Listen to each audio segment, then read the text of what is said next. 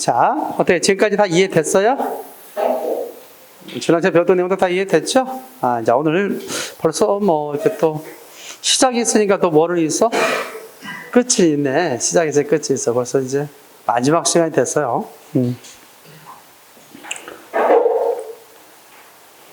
그래도 우리가 막 옛날 여러분 다 알고 마지막 수업이라는 내용도 봤습니다만은, 근데 이 마지막 수업이라고 해도 오늘이 마지막이 아니라는 것을 마지막이 아니라는 것을 알기 때문에 섭섭함도 놀람도 없잖아요. 그래야 안 그래요? 그렇잖아요, 그렇죠? 또 다음 달 또 이어지는 거니까 그렇게 해서 해도 있고, 아마 다음 달까지 해서 이게 3권 파트, 문학 파트까지 좀 전개를 다 하려고 그렇게 생각하고 있고요. 아까도 설명했지만, 사실 항상 시간이라는 것이 영원히 주어진다면 우리가 하나에서 10까지 다 하겠지만, 또 그런 내용을 다 섭렵한다는 것은 분명히 또 한계는 있어요. 10시간을 하든, 2시간을 하든, 20시간을 하든, 60시간 하든 한계는 있어요, 분명히. 한계 속에서 내가 어느 정도 그걸 받아들였고, 어느 정도 활용할 수 있는가가 중요한 거지.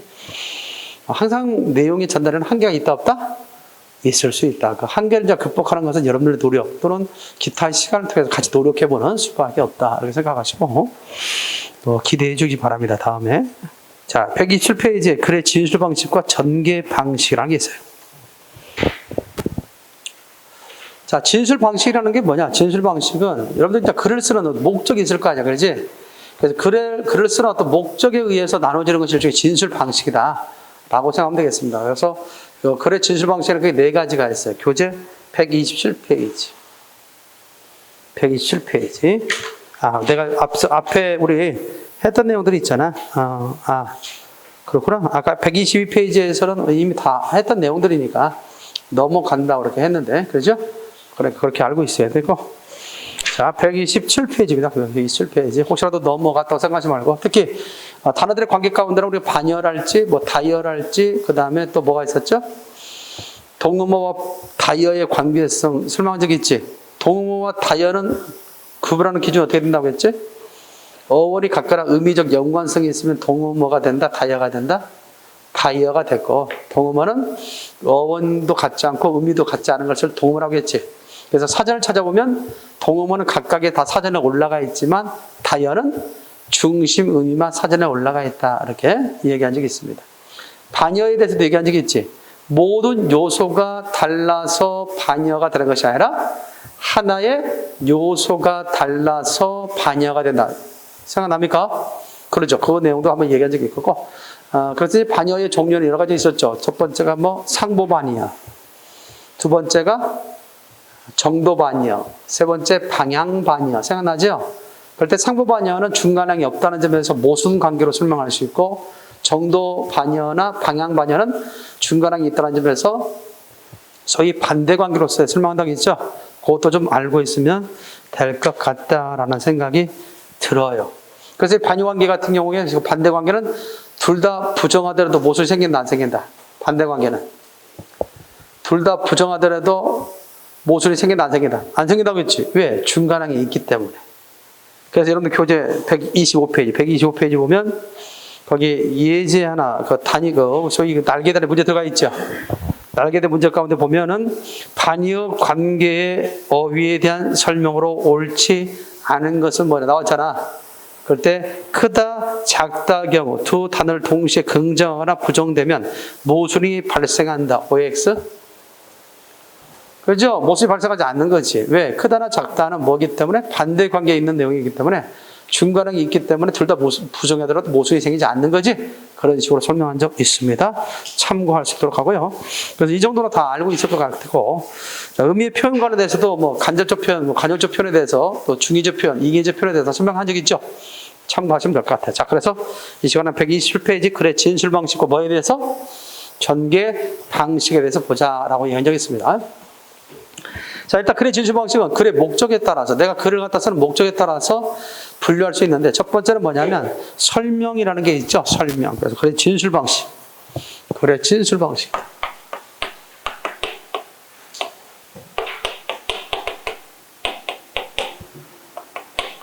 자, 그래 진술 방식 그게 몇 가지가 있느냐면 네 가지가 있다. 일단 설명, 논증, 서사, 묘사가 있다. 설명, 논증, 서사, 묘사. 자, 설명의 목적은 뭘까? 설명은 무엇을 목적으로 쓰는 글이죠? 여러분 교재에도 있지만 어떤 사실이나 사물, 현상, 사건의 내용, 의, 이유 등을 알기 쉽게 밝히는 진술 방식이 있죠. 다시 이해하기 쉽게 하기 위해서 설명의 목적은 이해가 목적이다. 이해를 목적으로 한 글. 그래서 어떤 대상에 대한 이해를 목적으로 한 글은 바로 설명이죠. 설명의 진술 방식을 갖는 거죠. 설명이 목적인 거죠.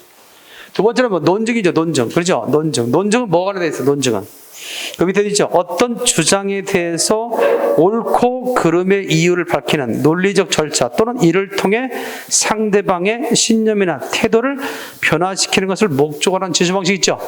그렇죠. 한마디로 말해서 뭐가 목적이다? 논증이라는 것은 설득이 목적이죠.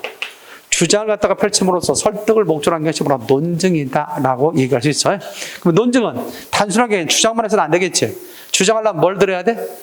그렇게 주장하는 것은 잘 알겠습니다. 당신의 주장은 잘 알겠습니다. 그렇게 주장하는 근거가 무엇입니까? 그래야겠어요. 논증은 반드시 무엇을 통한 근거를 통한 주장이다라고 하는 거죠. 단순히 주장만 하면 안 돼.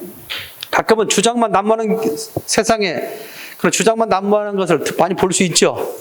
그잖아. 어떤 근거는 없어. 그냥 주장만 하는 거야. 주장만. 그렇겠어요? 주장만 하는 거야. 이런 것들이 곳곳에서 보일 때가 많아요. 사실. 근거가 뭐냐면 근거를 갖다 보여주지 못합니다. 그리고 말을 흐리거나 또는 때에 따라서 어떻게 돼? 잘못된 보도를 근거 삼아서 주장하는 경우 있죠. 특히 신문이라고 해서 원래 신문은 사실성을 담보해야 되는데 신문에서도 역시 사실성이 담보되지 않을 때 있어 없어요? 조작된 기사를 갖다 내볼 때 있습니까 없습니까? 있잖아. 오보일 경우도 있잖아. 그런데 신문에 이렇게 나와 있잖아요. 신문에 이렇게 하다든지 방송 뉴스에서 했다고요. 방송에 이렇게 할 때 있어 없어요? 그러니까 어떤 정확한 근거를 통해서 주장해야 되는데 그렇지 못하는 경우가 왕왕 있고 비단 그런 것뿐만 아니라 우리가 살 때도 우리 스스로로도 그렇게 혹시나 하고 있지는 않는가. 근거도 없는 것을 그냥 주장만 하거나 있지 않는가. 정리됐나요? 그런 부분에서 이제 반성할 필요도 있죠. 자, 그래서 근거를 통해서 주장하는 것이 일종의 논증이다라고 할 수 있는 거죠. 자, 뒤로 넘기겠습니다. 서사. 뭐가 있다? 시작. 서사는 저 뒤쪽에 있어. 한참 가서 서사가 있습니다. 그렇죠? 140페이지 서사가 있어. 나옵니까? 서사는 사건이나 행동의 전개 과정을 시간의 경과, 밑줄 자, 시간의 경과.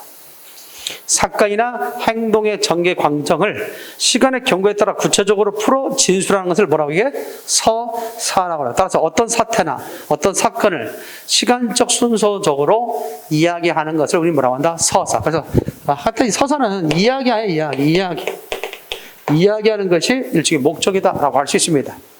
너 아침부터 말이야 지금까지 일어났던 일, 있었던 일, 숨김도 없이 말해봐! 뭐라고 할 수 있잖아. 숨김도 그럴 때 그걸 서사다라고 얘기할 수 있죠. 서사. 자, 반면에 묘사라고 하는 게 있어요. 묘사는 뭘까? 묘사는.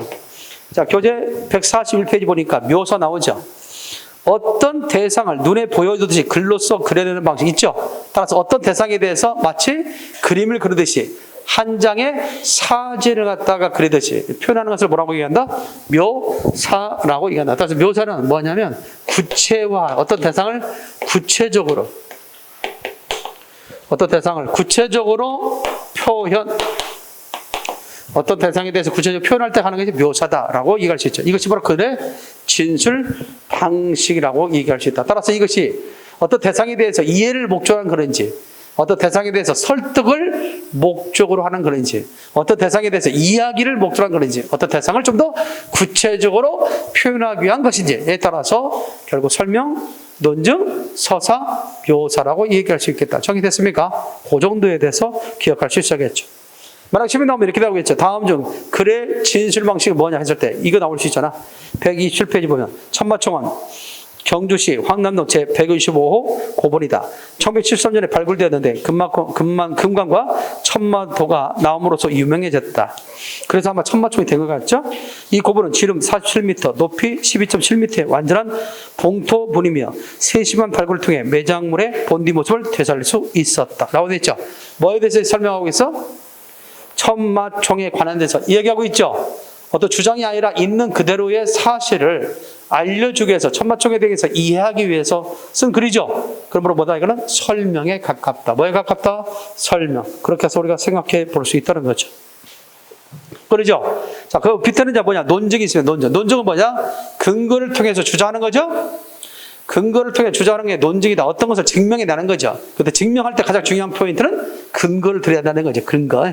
그러면서 본다면 127페이지. 127페이지 지금. 127페이지에 논증 나오죠. 127페이지. 교재 127페이지. 나왔죠? 그 밑에 보는 거죠. 밑에. 천마총에 천마도가 본디 모습을 잃어간다는 소식이 들린다. 고본의 발굴은 비전문가가 마구 발굴해서는 안 된다. 발굴하기 전에 유물 보존에 필요한 과학적인 배려가 있어야 할 것이다. 자, 배려가 있어야 된다. 과학적 지식을 갖고 뭔가 대상에 대해서 발굴할 때도 전문적인 지식을 갖고 있는 사람이 발굴한다는 얘기 아니겠습니까? 그런 점에서 주장이 담겨 있지. 그래도 이런 주장을 한 뭐예요? 근거 있겠지. 그렇죠? 근거가 앞에 있는 거죠. 본디 모습을 잃어가고 있으니까. 그렇겠죠? 그것을 갖다 다시 한번 복원을 해야 되는데. 근데 아무나 복원하면 안 된다는 얘기지. 전문가에 의해서 해야 된다는 거. 나름대로 근거를 통해서 자기의 주장을 하고 있다는 점. 뭐 그런 점에서 이걸 논증이다라고 얘기할 수 있다는 거죠. 정리 됐나요? 자, 그러면서 여러분 교재 129페이지.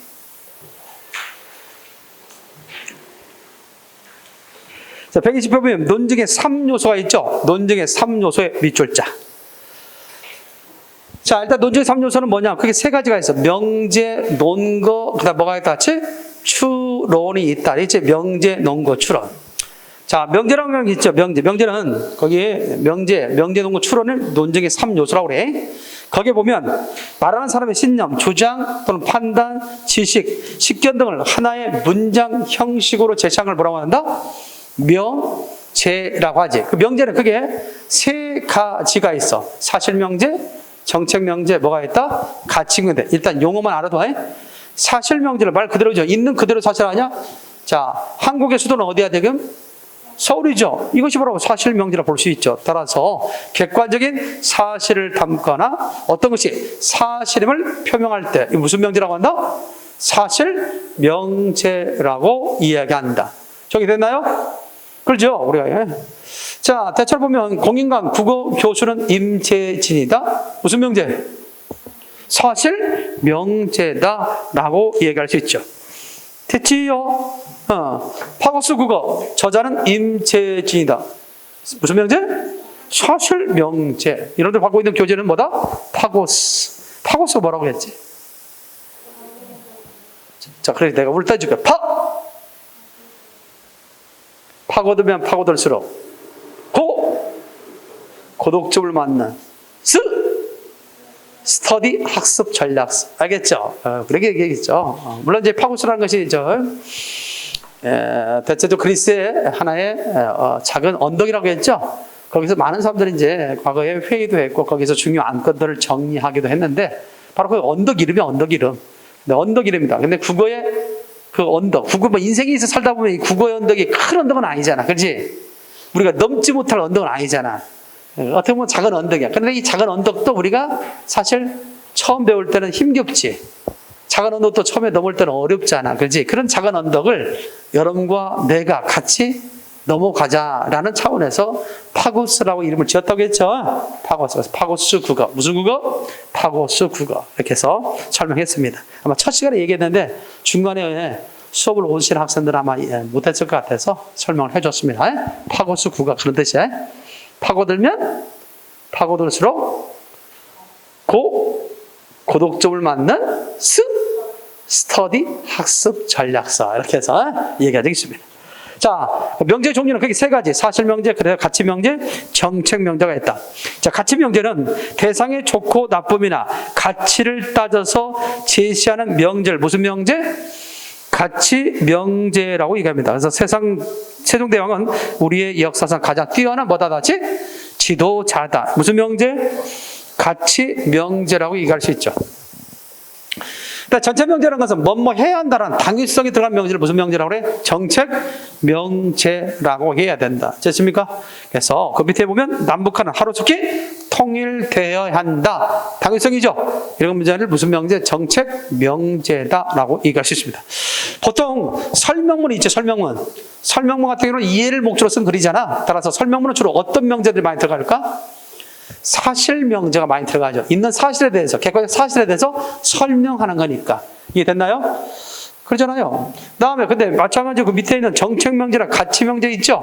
이런 것들은 어떤 주장과 관련된 글에 많이 사용되겠지. 그래서 대체적으로 이런 가치 명제나 정책 명제는 논설문에서 많이 사용되고, 사실 명제는 주로 설명문에서 많이 활용된다. 그것만 알고 있으면 되겠습니다.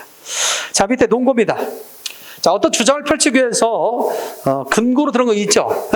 논증하기 위해서 근거로 들은 거죠. 논증의 근거를 뭐라고 그래? 논거라고 그래. 논거. 알겠지? 그 논거에는 크게 두 가지가 있어. 사실 논거와 뭐가 있다? 소견 논거가 있다. 밑줄자. 사실 논거와 소견 논거. 넘기면 나올 것 같아. 소견 논거가.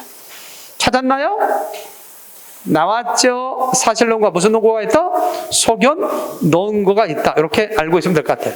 사실 논거라고 하는 것은 간단하게 말한다면 있는 그대로의 통계적 수치, 그렇죠? 역사적 사건, 사실 뭐 이런 것들을 근거로 삼는 것을 무슨 논거라고 한다? 사실 논거라고 얘기한다 할 수 있죠. 반면에 소견 논거라는 것은 권위자나 전문가의 말을 갖다 인용하는 거지. 그걸 무슨 논거? 소견 논거라고 하죠. 가끔 뉴스 같은 데 보면 어떤 기사 내용에 대해서 전문가의 의견을 들어보는 게 있어 없어요? 그럴 때 다 무슨 논거다? 소견 논거. 그 기사에 대해서, 그 내용에 대해서 좀 더 신뢰성을 확보하기 위해서 소견 논거를 갖다가 듣는 경우 있죠. 이럴 때 가장 중요한 것은 그런 전문가나 권위자의 뭐가 중요하겠어? 신뢰성이 중요한 거예요. 신뢰성. 전혀 세상 사람들부터 다 손가락질 당하는, 아무리 그 방면에 의사를 할지라도 오지를 갖다가 일삼는 그 의사가 소문이 나 있는데 그 사람의 말을 빈다면 신뢰성이 있어 없어? 없겠지. 그렇지 않겠습니까? 따라서 소견 논거는 뭘 바탕으로 하고? 신뢰성을 바탕으로 하고, 사실 논거는 뭘 바탕으로 하겠어? 그렇지, 진실성이다. 진실성. 그 내용이 진짜냐 이 말이지. 이 역사적 통계 자료가 진짜냐 말이지. 통계 숫자가 진짜냐 말이지. 이해할 수 있겠습니까? 그런 점에서 우리가 생각할 수 있겠죠. 요즘에 여론조사도 많이 합니까? 안 합니까? 요즘 많이 하죠. 뭐 지지율에 대해서 이야기하기도 하고 뭐에 대해서 이야기하기도 하잖아요. 그것이 가짜면 돼? 안 돼? 안 되는 거죠. 과연 이 수치가 맞느냐 이 말이지. 그것들이 바로 뭐다? 진실성이 확보돼야 된다라고 하는 거. 이해할 수 있겠습니까? 그래서 사실 논거는 무슨 성을 바탕으로 하고? 진실성을 바탕으로 하고, 소견 논거는 뭘 바탕으로 한다? 신뢰성을 바탕으로 한다라고 얘기할 수 있는 거죠. 정의됐나요? 그죠? 여기 보면 이제 여기 하시는 분들 강의 경력들이 다 30년 이상 되시는 분들이 강의를 많이 하는 경우가 있거든요. 나도 30년 가까이 됐으니까. 내가 30년 가까이 됐으니까 여기 우리 영어 선생님 같은 원장님 같은 경우는 더 되지 않았을까라는 생각이 드는데, 미안합니다. 우리 원장 선생님이 나보다 더 연배가 있으시니까 그러지 않겠나? 근데도 참 젊으신 것 같아요. 참 젊어 보여. 확실히 영어 선생님이라서 이게 젊어 보이니까. 영어라서 햄버거 좋아하시고 그러지 않나? 운동. 맞아, 운동. 역시 그 보면은 운동인 것 같구나. 그렇죠? 맞아. 방송 뉴스 듣다 보니까 운동을 규칙적으로 하시는 분들이 젊다 그러게. 워낙 과도하게 하면 안 되는데, 과도하게 하면 운동선수 가운데 팍 늙는 사람도 있잖아. 그런데 맞아. 그것이 가장 큰, 물론 마음도 젊게 살려고 노력하겠지만, 그죠? 운동도 열심히 하시는구나. 그래서 그렇구나. 비결이구나. 나도 운동 좀 해야 되겠다.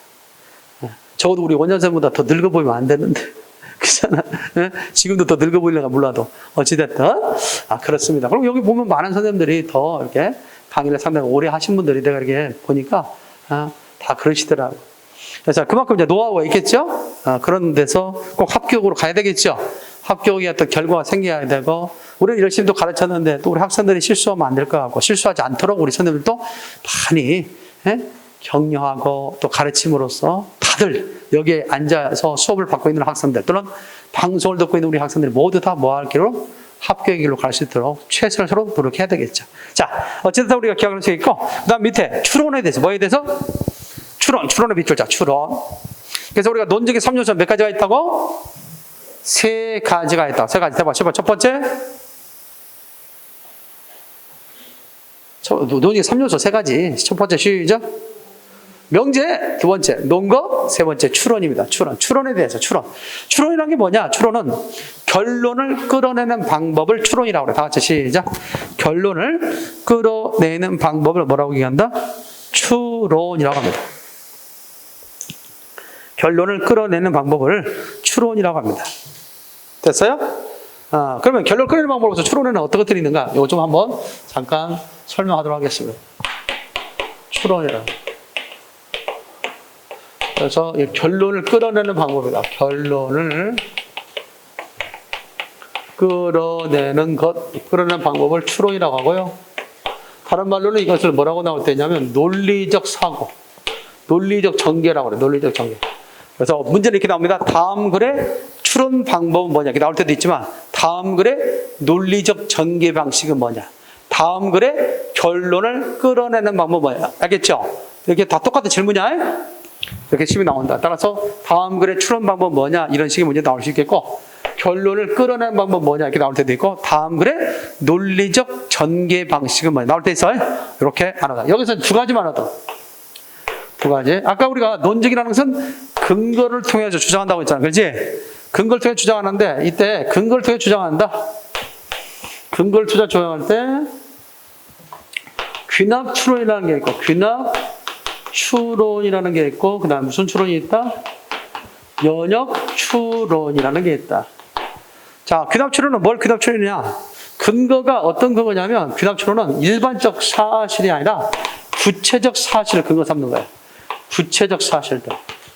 구체적 사실들을 통해서 그 주장이 결론이겠죠. 일반적 사실을 끌어내는 거. 일반적인 사실을 끌어내는 거. 일반적 사실이나 원리를 끌어내는 것을 귀납 추론이다. 이렇게 할 수 있겠죠. 됐습니까? 영희도 죽었어. 순이도 죽었어. 말자도 죽었어. 영희, 순이, 말자는 사람이야. 그러므로 사람은 다 죽는다. 무슨 추론? 이게 귀납 추론이라고. 구체적 사실을 통해서 일반적 사실을 끌어내는 거. 그러면 이 귀납 추론의 가장 중요한 점은 뭐냐? 그만큼 경험이라는 게 들어가지. 뭐가 들어가요? 경험. 실험이라는 게 들어가지.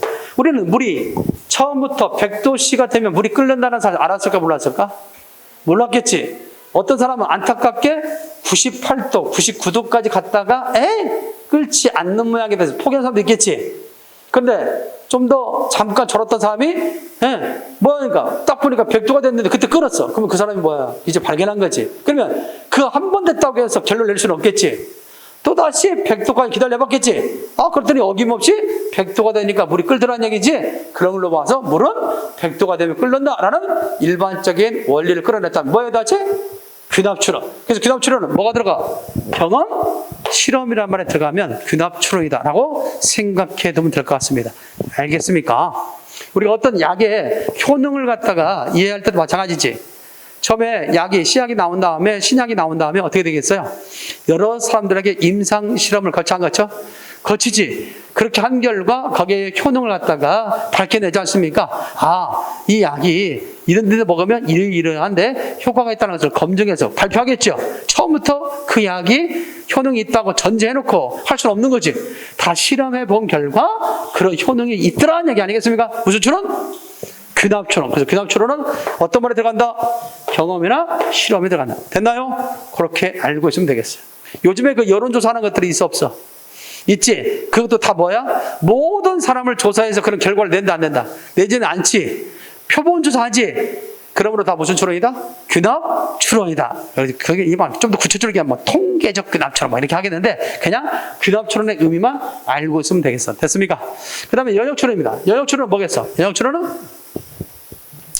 이쪽으로 쓰게 되면 간단하게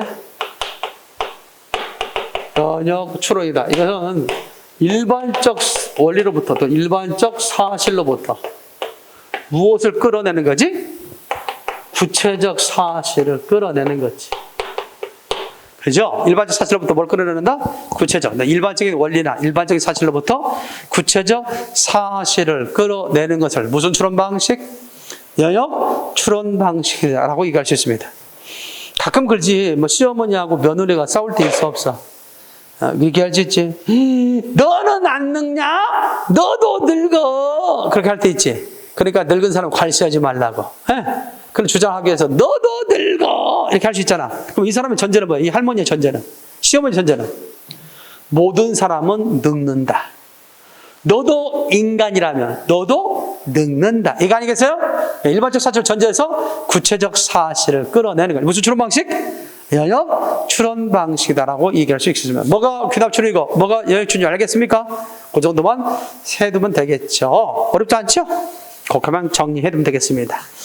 자, 그러면서 여러분들 하나 기억해 둘 것이 뭐냐면 133페이지에 물론 132페이지부터 있습니다만은 오류라는 게 있어. 뭐가 있었지? 오류. 그 중에서 시험 문제 한 번씩 거론되는 것이 대체적으로 비형식적 오류 133쪽에 나와 있는 것을 주로 합니다. 물론 오류에는 두 가지가 있어요. 즉 추론의 과정이 잘못됐거나 논증의 과정이 잘못됐거나 불충분한 근거가 잘못됐을 때 올 수 있는 판단의 오류지. 그걸 오류라고 그래요. 오류. 그래 추론 방식에서 나오는 게 오류야. 그 오류에는 형식적 오류가 있고 비형식적 오류가 있는데 형식적 오류는 연역 추론에서 오는 오류를 형식적 오류라고 하고 비형식적 오류는 귀납 추론과 연역 추론에서 다 올 수 있어. 그래서 시험 문제는 뭐가 더 많아?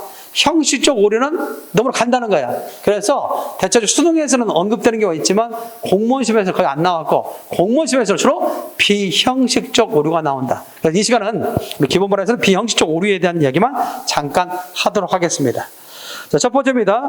언어적 오류라고 비형식적 오류도 여러 가지 있죠. 언어적 오류랄지 있죠. 또 부적합성 오류랄지 여러 가지가 있는데 그 중에 언어적 오류 가운데 이거 하나도 134페이지.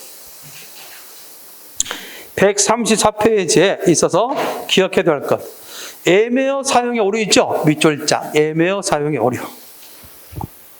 애매어 사용의 오류에 대해서 하나 얘기한다면, 자, 거기도 뭐 마찬가지야. 뭐 내가 예를 써놨지만 쉬운 예를 들어볼게. 근데 우리 인간은 모두 죄인입니다! 라고 어느 교회에서 목사님이 말을 했어. 그러자 한 청년이 일어나서 그러면 우리 모두 다 경찰서에 가야 됩니까? 구치소에 갇혀야 됩니까? 감옥에 가야 됩니까? 이렇게 얘기했어.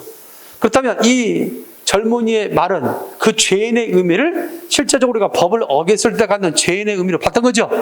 그러나 기독교에서는 그 죄인의 의미는 그게 아니잖아요. 따라서 하나의 단어, 하나의 언어에 대해서 그 의미를 잘못 봄으로써 판단을 내린 거지. 그러므로서 이걸 애매어의 오류다라고 얘기할 수 있는 겁니다. 알겠지? 기독교에서 말하는 죄인의 의미와 일반적으로 우리가 말하는 죄인의 의미는 다름에도 불구하고 그 의미를 같이 봄으로써 잘못된 판단을 내렸다. 이것을 애매어의 오류다라고 얘기할 수 있습니다. 우리 이런 말이 있지. 꼬리가 길면 뭐 하다는 말이 있어? 잡힌다는 말이 있지. 그러므로 원숭이는 꼬리가 길어. 그럼 원숭이는 뭐야? 잡힌다. 그럼 앞에서 꼬리가 길면 잡힌다는 꼬리가 길다는 의미와 원숭이 꼬리가 길다는 의미 서로 다른 거지. 근데도 불구하고 그 의미를 같이 봄으로써 잘못된 판단을 내렸던 거지. 이것을 애매어의 오류다. 됐습니까? 그 하나 더. 다음에 그 밑에 보면 거기 세 번째 분할의 오류, 네 번째 합성의 오류 밑줄자. 분할의 오류, 합성의 오류의 밑줄자. 자, 분할의 오류를 다른 말로 분해의 오류라고 그래요. 분해의 오류. 분할의 오류를 다른 말로 뭐라고 얘기한다? 분해의 오류다. 이렇게 얘기할 수 있죠. 그래서 대체적으로 분할이라고 하는 것과 합성이라는 거예요. 합성, 분할을 분해라고 하기도 하고, 합성을 결합이라고 하기도 합니다. 그죠? 따라서 이거는 뭐냐? 분할은 전체가 갖는 속성을 부분도 그대로 가지고 있다고 생각할 때 분해의 오류, 분할의 오류다. 전체가 갖고 있는 속성을 부분도 그대로 가지고 있다고 생각하는 것을 뭐라고 얘기한다? 분할의 오류다라고 할 수 있습니다. 반면에 합성의 오류는 부분이 갖는 속성을 전체도 가지고 있다고 생각하는 것이 합성의 오류, 다른 말로 결합의 오류다라고 얘기할 수 있겠습니다. 정리됐죠? 자, 여러분들 물은 뭘로 되어 있어? 물은 산소와 수소로 돼 있지. 그래. 그러니까 물은 뭐를 끌 수 있어? 불을 끌 수 있지. 물로 불을 끄잖아. 그러므로 물은 산소와 수소로 됐으니까 수소도 불을 끌 수 있는 성질을 갖고 있다. OX? X지. 지나친 분해 오류지. 난리 나죠? 잘못하다. 그러니까 일반적으로 볼 때 분해 오류는 전체가 갖는 속성을 그 부분도 그대로 가지고 있다고 생각하는 거지. 정리됐습니까? 근데 그림이 있어. 그림이 4억짜리 그림이 있어. 근데 그것을 4등분했어. 그래, 잘라서, 그러면 잘랐으면 그 나머지 4등분의 1 한 거, 그것도 1억의 가치가 있다. OX? X죠? 전체가 넣었죠. 그 부분도 그대로 가지고 있다는 것은 뭐에 나왔지? 분해의 오류다라고 이해할 수 있는 거죠. 됐지? 반대로 결합의 오류, 합성의 오류가 있다라고 할 수 있죠. 있습니까? 예를 들어서 여러분들 봐봐. 대나무는 비싸.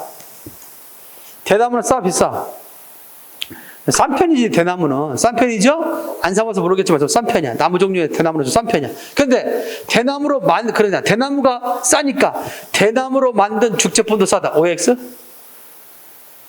잘못된 판단이죠? 대나무 재료는 살 수 있지만 그걸로 만들어진 제품은 비쌀 수 있지요.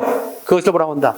대나무가 싸니까, 즉 부분이 싸니까, 그 구성요소도 싸니까 전체 그걸로 이루어진 것도 싸다라고 생각하는 것이 결합의 오류다라고 얘기할 수 있습니다. 여기까지 됐어요? 그것도 시험에 더러 잘 나왔던 것 중에 하나다라는 거죠. 자, 하나 더 합시다. 여러분들 보면 거기 5번째 은밀한 재정의 오류. 은밀한 재정의 오류도 알아둬라. 사전적인 의미의 자의적인 의미를 은밀하게 덧붙임으로 생기는 오류를 뭐라고 한다? 은밀한 재정의의 오류다. 그래서 단어를 마음대로 재정의해서 논증에 사용하는 경우가 이에 해당된다. 있지? 그래서 은밀한 재정의의 오류다라고 할 수 있어. 그 밑에 한 예를 들는 거 얘기지. 예를 들어 봐봐. 횡단보도가 있어. 횡단보도 있죠? 횡단보도인데 빨간불이야. 그러면 건너야 돼, 안 건너야 돼? 근데 한 청년이 건너고 있는 거야. 그럴 때 맞은편에 있는 노인이 뭐라고 하느냐면, 허허, 미쳤어. 미쳤어. 저런 사람은 정신병자야. 그러니까 어떻게 돼? 정신병원에 보내야 돼. 그러면 이 사람의 정신병원에 보내야 할 미친 자의 정의는 어떻게 된 거야? 빨간 신호등에 횡단보도를 건너는 사람. 아십니까? 이렇게 정리되는 거지. 미친 사람은 어떤 사람? 이 사람이 그냥 자의적으로 정의를 내린 거잖아. 이것을 은밀한 재정의 오류. 시작. 은밀한 재정의 오류. 우리는 살면서 이런 은밀한 재정의 오류를 갖다가 하는 경우가 더 있다는 얘기야. 밥을 갖다 개걸 쓰게 먹으니까 미쳤네.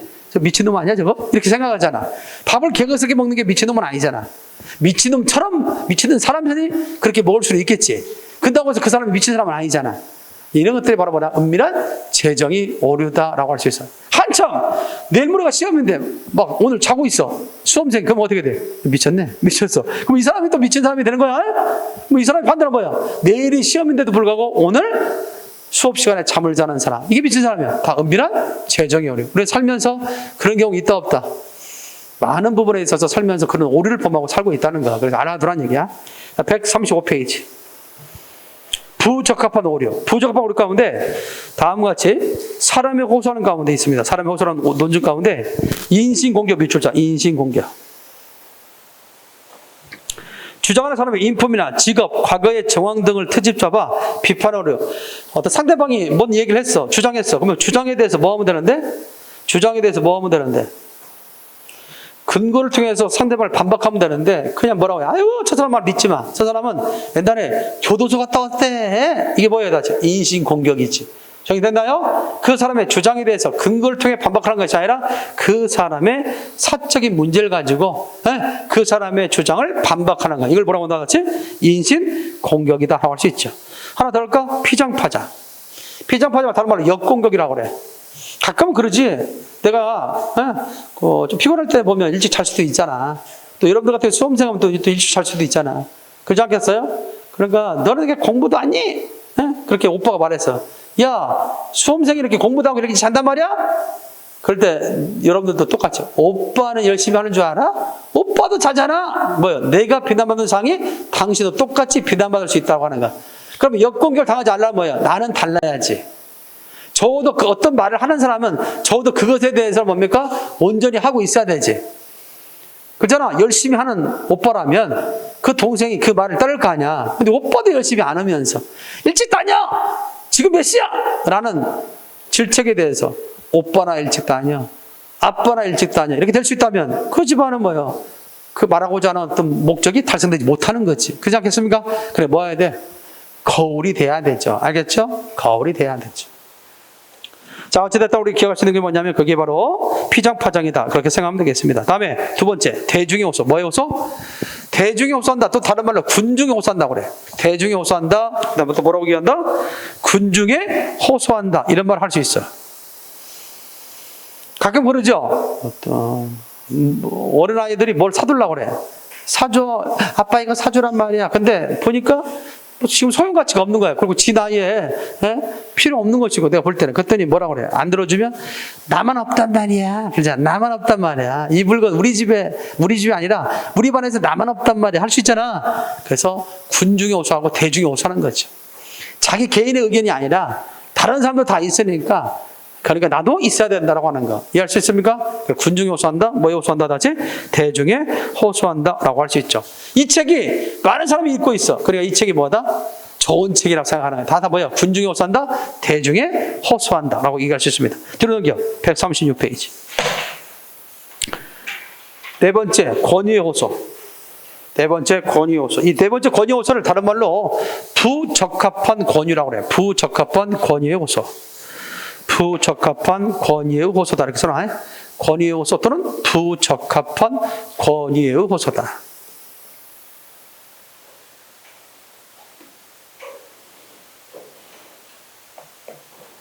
이해되겠습니까?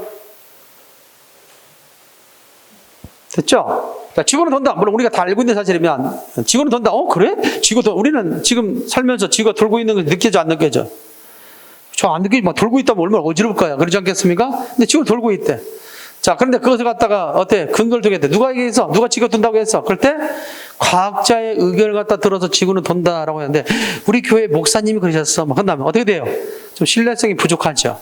과학자가 말을 해야 되는데 그렇지 않겠습니까? 이것이 부적합한 권위다. 여러분들 어떤 사람이 더 신뢰갑니까? 예를 들어서 맞춤법에 대한 이야기, 띄어쓰기에 대한 이야기를 했어. 나는 국어 선생님이 그러는데 이게 더 맞대. 이게 맞대. 나는 한국사 선생님이 말했는데 이게 맞다는데? 자, 그렇다고 해서 한국사 선생님 비난하는 게 아니라 예를 들어서 어떤 것이 더 신뢰성이 있다? 국어 선생이라는 부분이 그 맞춤법에 대해서 국어 선생이 더 지식을 갖고 있을 테니까. 그래요. 그것이 바로 뭐다? 적합하겠죠. 그래서 우리가 적합하지 않을 때 부적합한 권위의 호소다. 누가 더 그 말에 대해서 설득력을 가질 수 있는가? 그럴 때 적합한 권위자나 전문가의 말을 이용해야 되는데 그런 권위나 전문가라 적합하지 않을 때 뭐가 생길 수 있다? 부적합한 권위에 호소할 수 있다라고 얘기할 수 있는 겁니다. 자, 그 다음에 하나 더 갈까요? 그 밑에 보면 7번째, 무지의 호소. 무지의 호소. 자, 모르는 걸 근거 삼아서 주장할 때 생기는 게 무지의 호소다라고 할 수 있습니다. 가끔 귀신 얘기가 나오거든? 귀신이 있다는 사람도 있고, 귀신이 없다는 사람도 있잖아. 그러죠? 어떤 사람은 귀신이 있다고 주장해. 그래서 그 사람 상대방이 말하니 뭐라고 하냐? 그 귀신이 있다고? 그래, 너는 있다는 주장이지? 그렇다면 있다는 증거를 대봐. 증거를 대봐. 증거 댈 수 없지? 너도 모르는 거 아니야? 그럼 너는 없다는 증거 대봐. 없다는 증거 대봐. 믿어줄게. 없다는 증거도 몰라. 알겠지? 그러니까 둘 다 뭐예요? 모르는 것을 근거 삼아 주장하고 있다는 거지. 이것을 무지의 호소. 시작. 무지의 호소다. 이렇게 얘기할 수 있어. 하여튼 증명이란 말 떴다면 무지야 거의. 모르는 것을 근거 삼아서. 왜? 증명될 수 없다는 것은 모르는 거야. 없는 거야. 없는 거, 모르는 것을 근거 삼아 주장하는 것을 무지의 호소다라고 얘기할 수 있습니다. 137페이지. 9번째, 성결 문제 해결 요구의 오류 또는 다른 말로 순환 논증이라고 그래. 성결 문제 해결 요구의 오류 또는 뭐라고 얘기한다? 순환 논증의 오류다라고 할 수 있습니다. 성결 문제 해결 요구의 오류 또는 순환 논증. 무슨 말이냐? 이 말 잘 들어봐봐. 자, 내가 예문, 여러분 책에 있는 예문을 읽을 테니까 똑같은 말이 반복되는지를 확인해봐. 자, 봅시다. 모든 사람에게 표현의 자유를 무제한 허용하는 것은 언제나 국가 이익이 된다. 있지? 모든 사람에게 자유를 갖다가 허용하는 것이 또 그 자유도 무제한으로 허용하는 것이 국가의 이익이 된다고 했어요? 그러면 왜 무제한으로 자유를 갖다 허용하는 것이 국가의 이익이 되는지 그 근거를 갖다가 얘기할 거냐? 이거 주장이니까 그 근거를 왜냐하면 그거 들었지? 근거 들었는데 왜냐하면 개개인이 자신의 감정과 의사를 표현할 자유를 완전하게 누리는 것은 누리는 것은 공동체 이익을 증진시키기 때문이다. 자, 근거를 들었는데 앞의 내용을 되풀이한 것에 불과하지. 위에서는 표현의 자유를 무제한 허용한다고 했고 밑에는 자신의 감정과 의사를 표현할 자유를 완전히 누린다고 했지. 말을 살짝 바꿔주면 내용이 같잖아. 또 하나, 위는 국가의 이익이 된다고 했는데 밑에는 공동체 이익이 된다고 했지. 그러니까 결국 근거를 든 것이 앞에 전제했던 결론이죠. 결론을 다시 근거로 들고 있지. 이렇게 결론을 근거 삼고 근거를 결론 삼는 서로 순환이죠. 이걸 순환 논증이다 라고 얘기하는 거예요. 됐나요? 그것부터 생각하면 되겠다. 다음에 10번째 복합 질문. 자, 복합 질문이라고 하는 것은 뭐가 돼서 이는 선결문제 요구의 오류의 특수한 형성이 되네. 예나 아니오로 단정적으로 대답하기 곤란한 질문을 복합 질문이라고 그래. 특히 경찰 같은 데서는 초범들을 수사할 때 이런 복합 질문을 통해서 상대방의 그런 허점을 파고드는 신문 방식이 있다고 그래. 너 돈 훔쳐서 자전거 샀지? 근데 이 도둑놈은 뭐야? 뒤에 말만 기억해가고 안 샀어요! 그런다 그러는 거야. 그러면 훔쳤다는 사실을 인정하잖아. 두 가지를 질문하고 있는데 이 사람은 하나의 대답만 했잖아. 너 돈 훔쳐서 자전거 샀지? 그럴 때 이 도둑놈은 자전거 안 샀어요! 그럼 뭘 긍정한 거야? 돈을 훔쳤다는 사실을 긍정한 거지. 두 가지 사실에 대해서, 두 가지 질문에 대해서 하나의 질문에만 답했으니까 나머지는 그대로 살아있잖아. 이런 경우 있죠, 여러분들. 너 요즘도 그 남자 만나니? 예나 아니오로 단정적으로 대답하기 곤란하죠. 요즘도 그 남자 만나니? 그러면 예 하면 뭘 거고 만난다는 사실이고 아니면 옛날에는 만났다는 사실을 시인하는 거지. 그런 거래 이렇게 해서 예나 아니오로 단정적으로 대답하기 곤란한 질문을 뭐라고 한다? 복합 질문의 오류다라고 얘기할 수 있습니다. 됐습니까? 자, 그 다음에 또 있습니다. 밑에 성급한 일반화. 성급한 일반화도 밑줄자. 자, 이거는 대체적으로 보면 불충분한 근거를 통해서 성급하게 일반화를 시키는 경우가 있습니다. 예를 들어서 어느 날 백화점을 갔는데 순위가 나왔는데 뭘 샀냐고 물어봤더니 운동을 샀대. 운동 샀어? 나도 사고 싶었는데. 뭐 샀어? 그래 물어봤어. 그랬더니 이거 샀어. 가격은 얼마야? 그래 물어봤어. 그랬더니 100만 원이래. 운동화 100만 원 비싸 안 비싸? 수업하다 보면 가끔 내가 좀 약간 떨릴 때가 있어. 100만 원이라고 하면 비싸다고 할까? 싸다고 할까? 아니면 1000만 원을 올려야 될까? 그래서 이렇게 생각하잖아. 세월이 흐르면서 보니까 10년 전만 해도 100만 원이면 비싸지지. 근데 지금 100만 원은 또 싸다고 생각할 수도 있잖아. 근데 보통 상식으로는 100만 원 역시 비싼 거지. 자, 그래서 이 사람은 그렇게 판단했어. 야, 어떻게 운동화를 100만 원짜리 신니? 저 사람 말이야. 저 애는 사치가 심하구나. 100만 원 좀, 100만 원이면 10컬레 살 수 있겠다. 20컬레 살 수 있겠다. 생각할 수 있잖아. 근데 어떻게 100만 원짜리 쓰고 저렇게 다가 야, 저 돈 많은 갑다? 그래도 그렇지. 약간 사치가 심한데? 자, 한 번의 사실을 통해 그 사람에 대해 어떤 인식이 가져서 사치가 심하구나. 알겠습니까? 이런 식으로 판단했단 말이야. 이걸 성급한 일반화라고 볼 수 있습니다. 정리됐나요? 참고해도. 자, 그 다음에 밑에입니다. 밑에 뭐 그 정도 아니겠고, 뒤로 넘깁니다. 138페이지. 13번 흑백사고 오류 비출자. 흑백사고 오류 비출자. 흑백사고. 자, 흑백사고의 오류 했습니까? 자, 이거 뭐냐면 이 흑백사고는 반대 관계에 있는 사실을 모순관계로 생각하는 거야. 흑백사고는 반대 관계. 반대 관계는 아까 배웠죠? 중간항이 있어 없어? 반대 관계는 중간항이 있다 없다? 반대 관계가 중간항이 있고 모순관계가 중간항이 없다고 했잖아. 다시 한번 반대 관계는 중간항이 있다 없다? 있는 거. 대와 소에는 중간에 있잖아. 대와 소가 반대 관계지만 그 속에 뭐가 있어? 대중, 중이 있잖아. 그러니까 반대 관계는 중간항이 있는 거고 모순 관계는 중간항이 없는 거지. 근데 흑백사고는 뭐냐면 반대 관계에 있는 것을 모순 관계로 생각하는 거야. 너 나한테 사랑한다고 말한 적 없잖아. 그러니까 넌 나를 사랑하지 않는 거야. 알겠죠? 사랑한다는 말을 안 했다 할지라도 사랑하지 않는 것도 아닐 뿐만 아니라 사랑을 하지 않아도 좋아할 수 있는 여러 감정이 있을 수 있잖아. 근데 너는 나를 사랑하지 않는다, 사랑한다는 말을 안 했으니까 사랑하지 않는다고 생각하는 거. 중간을 아예 닫아버리는 거죠. 이것을 뭐라고 한다? 흑백사고라고 한다라고 할 수 있습니다. 가끔 시험 보지. 부모에 대해서, 부모가 그 시험 본 결과에 대해서 물어볼 때가 있지. 너 국어 몇 점 맞았니? 그래 물어볼 때 있잖아. 그럼 뭐야? 못 봤어. 그러면 빵점 맞았니? 못 봤어. 빵점 맞았니? 이렇게 생각하는 거야. 잘 맞았어. 100점 맞았니? 시험에는 빵점과 100점이 더 상하는 거야. 그걸 뭐라고? 흑백 사고라고 얘기한다.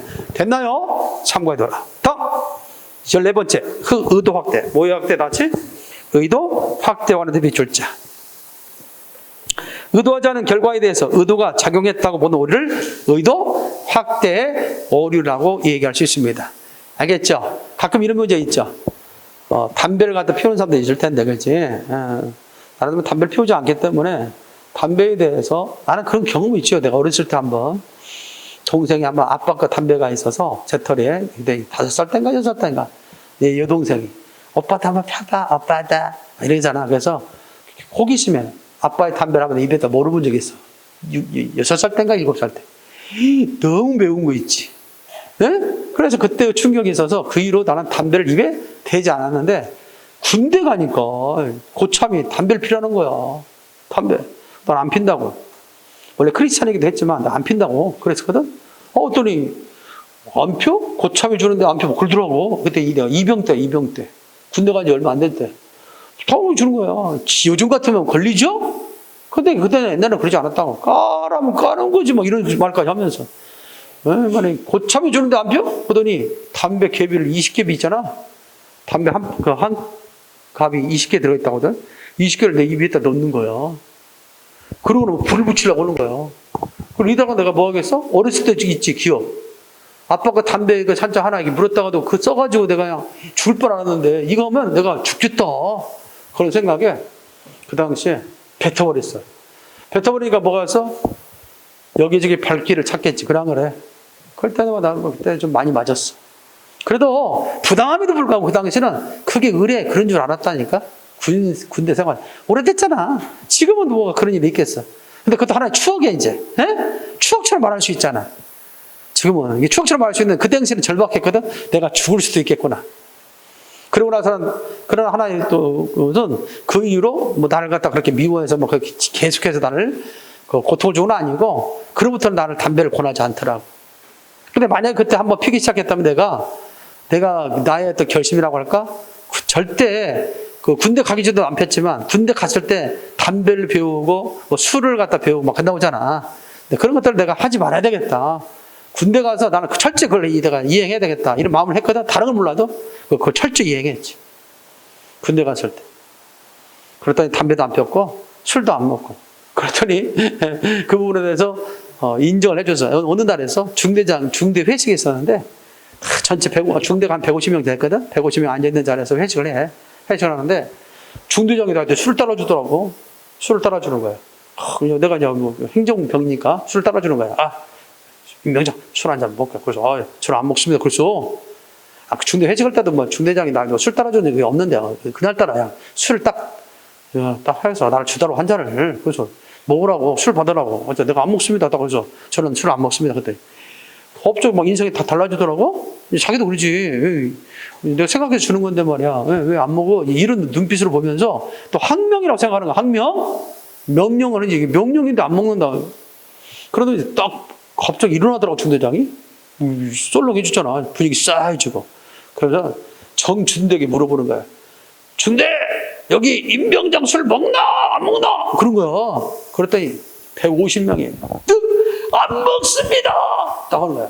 내가 군 시절 때 한 번이라도 먹는 모습 보였다면 거짓말이잖아. 그럼 이 중대장이 거짓말하고 있어? 막 그럴 거 아니야. 근데 전 중대원이 나를 입증해 준 거야.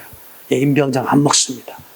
군대 회식이 많이 있습니다. 제대할 때도 회식하고 모여대 회식도 많이 합니다. 그때 어느 순간에도 술을 먹지 않았었죠. 술을 먹지 않는다는 것을 내가 말하는 게 아니라 예를 들어서 그렇다는 거야. 적어도 내가 군 3년 동안은 30개월 군 생활을 하면서 내가 지켜야 되겠다라는 것을 그래도 실천하고 왔던 그때가 있더라고. 그죠? 그래서 지금까지도 좀 그런 거 실천하려고 노력하고 있는데 어찌됐든 그런 말 할 거 아니야. 옛날에 이주일 씨도 나와서 그런 말 한 적 있잖아요. 월드컵 때. 담배 피는 거에 대해서 나와서 막 여기다 호수 끼고 막 나와서 담배 피면 안 돼요 라고 해서 담배 금연 선전한 거 혹시 본 적 있는지 모르겠어. 그래서 담배 문갑에 뭐가 더 있어? 담배를 많이 피면 폐암 걸 확률이 있다고 이렇게 나와 있지 문구가. 자, 그러면 옆에서 담배를 피고 있어. 그럴 때 한 사람이 다가와서 뭐라고 그래? 그 사람한테? 너 너만 폐암 걸려 죽으면 됐지. 왜 나까지 폐암 걸려 죽이려고 작정한 거야? 자, 이 담배 피우는 사람은 그런 의도가 있어, 없어? 의도가 없는데 그런 의도가 있다고 생각하는 거지. 너 죽으려고 담배 피우고 있구나? 죽으려고 작정했구나? 이런 거 있잖아. 의도 확대. 시작. 의도 확대와 관련됐다라는 겁니다. 자, 오래전의 이야기입니다. 군 생활은 벌써 30년에 가까이 됐던 전에 군 생활이라 지금은 많이 풍토가 달라졌으니까 오해 없기 바라고. 알겠지? 지금은 담배 안 핀다면 안 피는 거지. 그런 거래요. 처음부터 그러잖아. 담배 피려면 담배 피라고 하고 그러잖아. 요즘은 다 달라졌기 때문에 옛날 문화와는 좀 많이 달라졌으니까 오해 없길 바라면서 여러분들의 친구랄지 여러분들의 동생이랄지 군대 가 있으면 이런 상황은 아니다. 알겠지? 요즘 아주 변형 문화가 상당히 좋아졌다고 이야기합니다.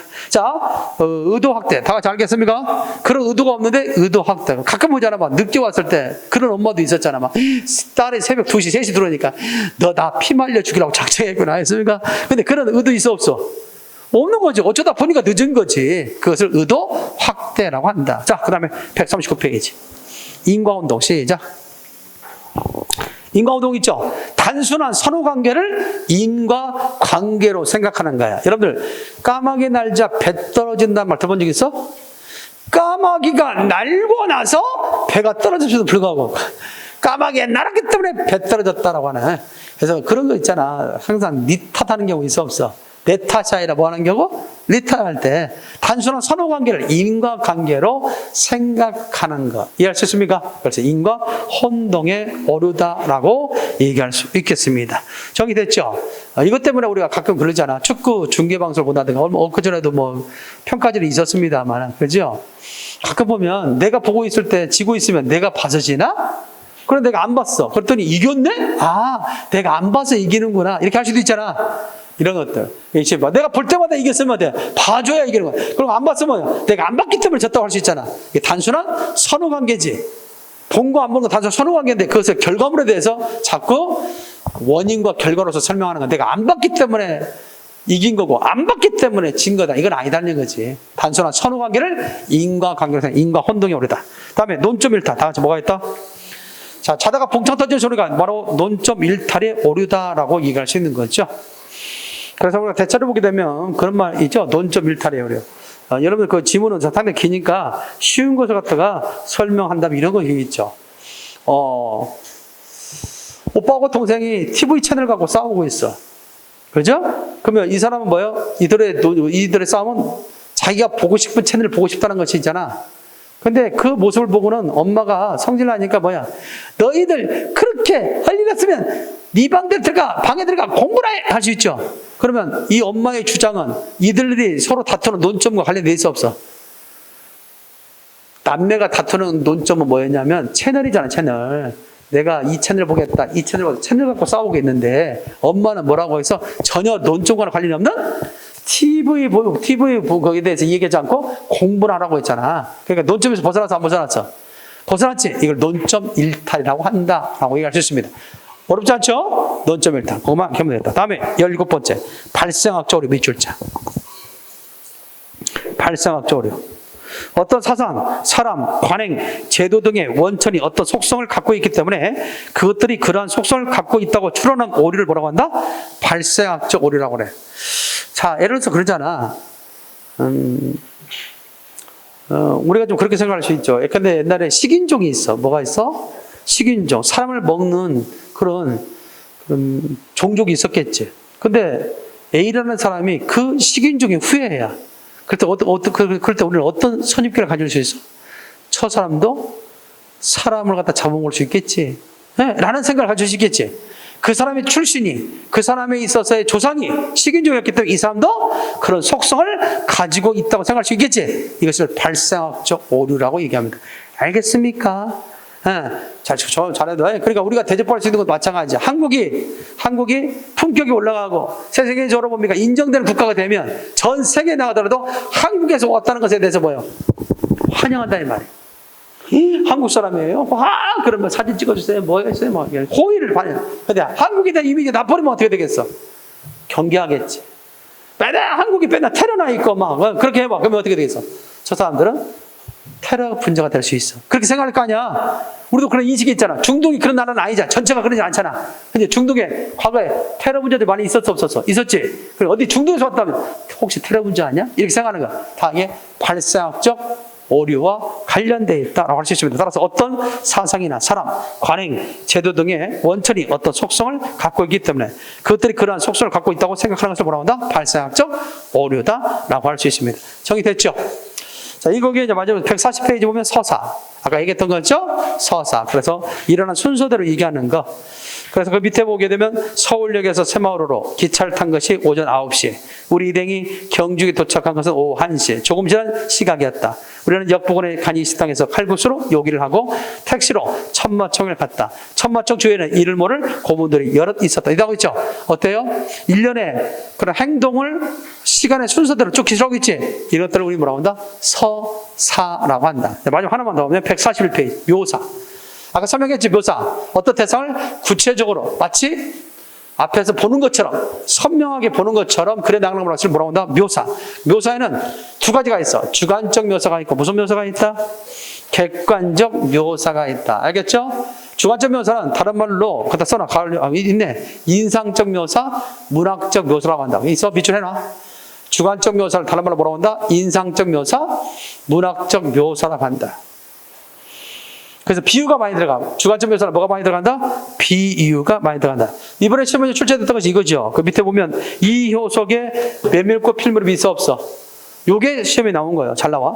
짐승 같은 달의 숨소리가 손에 잡힐 듯이 들리며 콩포기와 옥수수 잎새가 한층 달에 푸르게 젖었다. 산허리는 온통 메밀 받쳐서 피기 시작한 꽃이 소금을 뿌린 듯이 달빛에 숨이 막힐 징하다. 소금을 뿌린다는 것은 그만큼 하얗게. 참 메밀꽃을 잘 표현하고 있지. 자, 이런 식으로 어떤 비유를 통해서 얘기하는 거, 그것을 대체적으로 비유적 묘사, 문학적 묘사 또는 주관적 묘사라고 한다. 할 수 있죠. 반면에 그 밑에 객관적 묘사는 어떤 비유나 주관적인 인상을 바탕으로 하지 않고 있는 그대로를 갖다가 사실적으로 묘사한 것을 뭐라고 한다? 객관적 묘사라고 한다라고 할 수 있습니다. 그래서 주관적 묘사와 객관적 묘사를 구분할 줄 아는가? 간단한 문장을 통해서 얘기한다면 이겁니다. 예컨대 교실안은 학생들로 가득 차 있었다. 무슨 묘사? 객관적 묘사야. 근데 교실안은 학생들로 콩나물 시루를 이루고 있었다. 뭐야 대체? 주관적 묘사. 비유를 들었잖아. 그래서 주관적 묘사는 비유적인 틀어면 주관적 묘사. 알겠죠? 객관적 묘사는 있는 그대로 표현하는 것을 객관적 묘사. 그래서 좀 더 어렵게 쓴 문제 나오면 주관적 묘사와 객관적 묘사를 구분할 수 있는 것도 언급이 될 수 있겠다. 합쳐서 다 뭐고 다지? 묘사가 되겠고. 이해됐나요? 자, 그래 진술방식 그게 몇 가지가 있다는 점? 4가지. 설명, 논증, 서사, 묘사가 있었죠. 그렇죠? 그래 진술 방식 들어서 그래 전개 방식까지 하려고 하는데 시간이 지났으므로 다음 시간에 전개 방식을 하고요. 독해에 대한 원리를 설명하고 그래서 대체적으로 2권에 대한 마무리를 할까 합니다. 알겠습니까? 다음 시간 정도는 2권을 마무리하겠죠. 끝나는 대로 3권 문학 파트로 넘어가도록 할 테니까 일단 책이 준비되겠죠? 자, 오늘 여기서 마무리하도록 하겠습니다. 수고했습니다. 예.